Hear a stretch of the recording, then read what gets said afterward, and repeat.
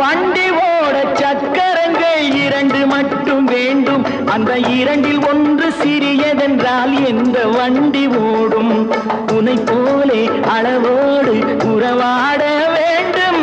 உயர்ந்தோறும் தாழ்ந்தோறும் உறவு கொள்வது அது சிறுமை என்பது அதில் அர்த்தம் உள்ளது. பரமசிவன் கழுத்தில் இருந்து பாம்பு கேட்டது, கருடா சௌக்கியமா? யாரும் இருக்கும் இடத்தில் இருந்து கொண்டால் எல்லாம் சௌக்கியமே. கருடன் சொன்னது அதில் அர்த்தம் உள்ளது.